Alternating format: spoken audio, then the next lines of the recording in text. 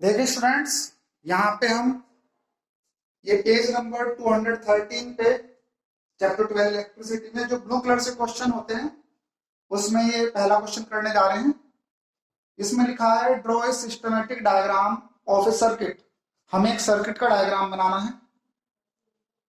यहाँ पे ये वर्ड लिखा है कंसिस्टिंग। ये थोड़ा सा यहाँ पे क्लियर नहीं आपको दिखाई दे रहा होगा। ये वर्ड है consisting of a battery of 3 cells of 2 volt each. यहाँ पे 3 सेल्स हैं और हर एक का जो पोटेंशियल डिफरेंस है वो है 2 वोल्ट। तो सबसे पहले तो मैं इसी पार्ट को अगर दिखाना चाहूं तो आप इस तरीके से बना सकते हैं। हर एक 2 वोल्ट की है तो ये टोटल हो जाएगा, एक बैटरी बन जाएगी 6 वोल्ट की। यहाँ पे ये 6 वोल्ट की क्या बन चुकी है, एक बैटरी बन चुकी है। आगे बढ़ते हैं। 5 ohm resistor and 8 ohm resistor and a 12 ohm resistor and a plug key all connected in series।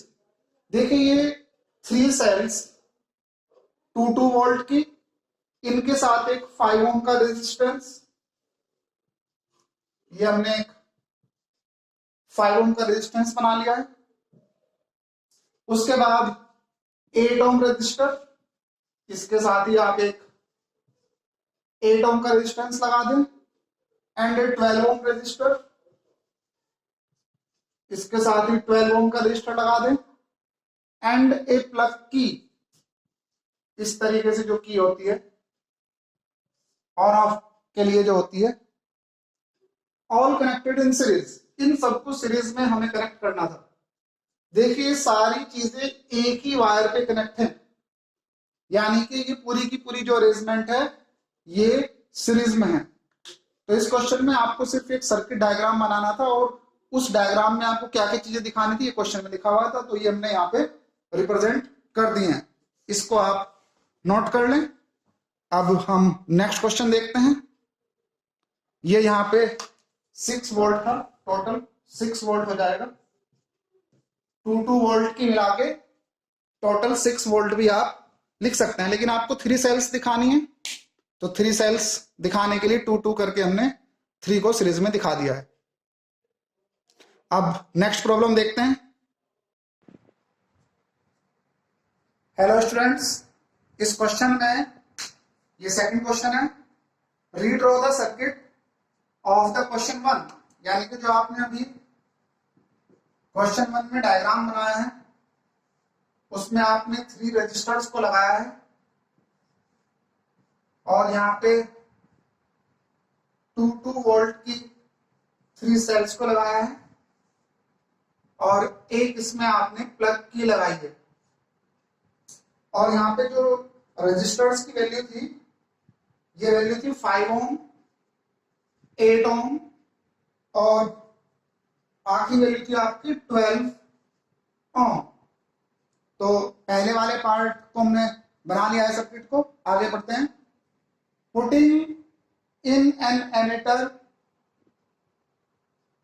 To measure the current through the resistors, यानी कि इन सभी रजिस्टर्स है, क्योंकि ये सीरीज है सभी में एक ही तरह का करंट फ्लो हो रहा होगा। उसको मेजर करने के लिए हमें एक एमीटर लगाना है और क्योंकि ये बैटरी का पॉजिटिव टर्मिनल है तो एमीटर का पॉजिटिव इधर और नेगेटिव इधर हो जाएगा। तो हमने एक पार्ट इसमें कर दिया है। हमने इसमें एमीटर को कनेक्ट कर लिया है करंट को मेजर करने के लिए। आगे कहा है and a voltmeter to measure the potential difference across the 12 ohm resistor. देखिए एमीटर को तो हम लगाते हैं सीरीज में, यानी कि वायर को कट करके वहीं पे लगा देते हैं, और वोल्ट मीटर को हम लगाते हैं पैरेलल में। और उन्होंने कहा है कि 12 ओम का जो रजिस्टर है इसके अक्रॉस पोटेंशियल डिफरेंस हमें मेजर करना है, तो हम वोल्ट मीटर को 12 ओम रजिस्टर पे लगा देंगे। तो यहाँ पे क्योंकि हमें पोटेंशियल डिफरेंस सिर्फ 12 ओम से निकालना है तो हमने वोल्ट मीटर को पैरेलल में लगा दिया है। इस बात को याद रखें कि पोटेंशियल डिफरेंस मेजर करने के लिए वोल्टमीटर को पैडल में लगाया जाता है। अब आगे पढ़ते हैं। What would be the reading in the ammeter. हमें एमीटर की रीडिंग बतानी है। इस बात का मतलब यह है कि सर्किट में कितना करंट फ्लो हो रहा है, हमें ये फाइंड करना है, हमें आई फाइंड करना है, एंड द वोल्टमीटर, और इस वोल्टमीटर की क्या रीडिंग है हमें ये भी बताना है, यानी कि इसके अक्रॉस पोटेंशियल डिफरेंस हमें बताना है। और क्योंकि ये 2 वोल्ट की 3 सेल्स थी, तो टोटल ये 6 वोल्ट का पोटेंशियल डिफरेंस बना था। और ये तीनों रजिस्टर सीरीज में होने की वजह से सीरीज में जो इक्विवेलेंट रेजिस्टेंस हो जाएगा, इसको अगर मैं R1 बोल दूं, इसको R2 और इसको R3, तो आप जानते हैं सीरीज में रेजिस्टेंस होता है R1 plus R2 plus R3, और अगर n रजिस्टर हो तो अप टू Rn। तो यहां पे वैल्यू हो जाएगी 5 प्लस 8 और प्लस 12।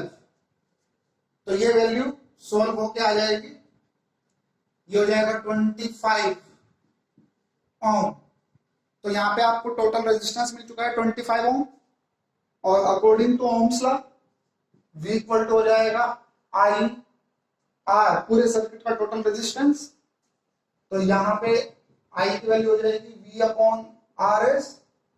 V जो हो चुका है वो 6 वोल्ट हो चुका है, और ये हो चुका है 25 ओम। तो ये डिवाइड होकर क्या बन जाएगा, एम्पियर हो जाएगा। आप अगर इसको डिवाइड करना चाहते हैं तो इस वैल्यू को आप डिवाइड कर लें, और या ऐसे लिखना चाहते हैं ऐसे भी लिख सकते हैं। तो देखते हैं इसको डिवाइड करके क्या वैल्यू आ रही है। या चलिए कोई बात नहीं, आप कैलकुलेटर से कर लेना, आप ऐसे वैल्यू को लिख के छोड़ सकते हैं। अब हमें इसकी रीडिंग बतानी है, यानी कि इसके क्रॉस पोटेंशियल डिफरेंस बताना है। मैं इसको V डैश मान लेता हूं। एक्चुअल में वोल्टमीटर को हमने V से लिख लिया है, और इसके पोटेंशियल डिफरेंस को मैं मान के चल रहा हूं कि ये वैल्यू जो है ये V डैश है। तो V डैश की जो वैल्यू हो जाएगी, करंट तो सेम रहेगा I, और क्योंकि इसके अक्रॉस आपको पोटेंशियल डिफरेंस बताना है तो सिर्फ इसी का रेजिस्टेंस हम यूज करेंगे। I की जगह आप वैल्यू यूज करेंगे 6/25, और यहाँ पे ये हो जाएगा 12। तो ये कितने वोल्ट आपका आंसर हो जाएगा, तो आप इसकी मल्टीप्लाई कर दें। 72 अपॉन 25 वोल्ट, एक आंसर आपका ये हुआ, एक आंसर आपका ये हुआ, और ये हमने सर्किट यहाँ पे बना दिया है। इसको आप नोट कर लें। ये आपके ब्लू कलर के दोनों क्वेश्चन हो चुके हैं। इतना ही करते हैं, बाकी नेक्स्ट लेक्चर में देखेंगे।